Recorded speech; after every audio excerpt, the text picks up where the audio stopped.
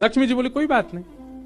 एक दिन नहीं पाया, दूसरे दिन फिर लक्ष्मी जी ने बनाया, फिर नहीं पाया, तीसरे दिन फिर लक्ष्मी जी ने प्रसाद पधराया, फिर नहीं पाया। तो लक्ष्मी जी बोली भाई कोई बात है तो हमसे बोलो सीधे, ये प्रसाद रोज छोड़ देना ये कैसा तरीका है आपका नाराज होने का।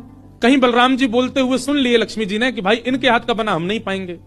लक्ष्मी जी ने जाकर के जगन्नाथ जी से कहा देखो संपूर्ण जगन्नाथपुरी में प्रसाद बनाने की सेवा हमारी, और आपके भैया कह रहे हैं कि हमारे हाथ का बना पाएंगे नहीं। जब हमारी सेवा लेनी नहीं तो फिर हम यहां क्यों रहें, इसलिए आप हमको आज्ञा दें। अब हम जहां हमारा सुख है हम वहां चले जाते हैं, हम चले जाते हैं श्री क्षेत्र से। जगन्नाथ प्रभु कुछ अच्छा, जगन्नाथ जी को भी लीला करनी है इसलिए वो कुछ नहीं बोले। अब कुछ नहीं बोले तो लक्ष्मी जी समझ गई, बोले मौन मतलब हां ही होता है।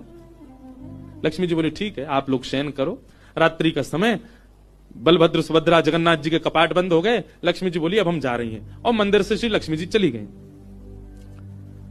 बलराम जी बोले लाला जी काहे गो, हमारे सिंहासन वगैरह कहां चले गए। ठाकुर जी बोले लक्ष्मी जी चली गई ना, लक्ष्मी तो मतलब सब होता है।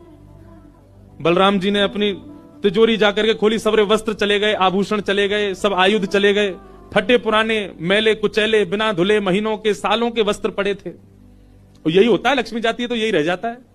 लेकिन बलराम जी भी अपनी पूरी उसमें थे, बोले कि हम भी कुछ नहीं कहेंगे, ठीक है जैसे हैं वैसे रह लेंगे, कोई लक्ष्मी जी के जाने से हम पे फर्क थोड़ी पड़ रहा है। चल लाला भोजन को समय है गयो, प्रसाद पामे। बोले कैसे प्रसाद पाएंगे, प्रसाद तो लक्ष्मी बनाती है, लक्ष्मी चली गई, खुद ही बनाना पड़ेगा। हाँ तो हम पे कोई बनावी कमी, हम दोनों मिलकर बनाएंगे। कृष्ण बलराम दोनों गए रसोई घर में, जाकर के देखा तो महाराज वहां से अन्न दाल चावल सब चले गए, क्यों सब लक्ष्मी से ही आते हैं। कहां तक कहें चूल्हा जलाने की लकड़ी भी नहीं बची, वो भी लक्ष्मी से ही आती है। लक्ष्मी गई और सारी श्री लेकर के चली गई अपने साथ। अब तो दर्शनार्थी आने बंद हो गए, क्यों मंदिर की श्री भी चली गई। जगन्नाथ जी और बलराम जी, ठाकुर जी बोले दाऊ दादा एक काम है सके। बोले कहा, बोले समुद्र के किनारे स्वर्ग आश्रम है जहां पर लोगों की अंत्येष्टि होती है। बोले हाँ, मैंने एक बार देखा था वहां पे लोग कटोरा लिए बैठे रहते हैं और उनको कुछ ना कुछ मिल ही जाता है। आपकी आज्ञा हो तो वहीं चलें, कछु तो मिल जाएगा। लाला पूरी दुनिया कहाकेगी, बताओ कृष्ण बलराम क्या कर रहे हैं।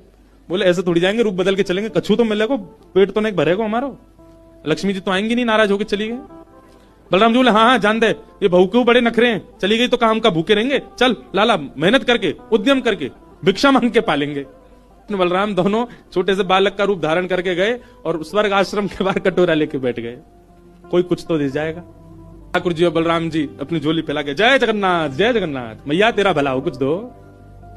कोई कुछ नहीं थे। एक ने तो डांट दिया, बोले हे छोटे बालकों क्या करते हो, विद्यालय जाया करो, पढ़ाई लिखाई किया करो, क्या बचपन में आके बैठ गए हो यहाँ पे। बलराम जी बोले लाला ही तो बहुत डांट रही है।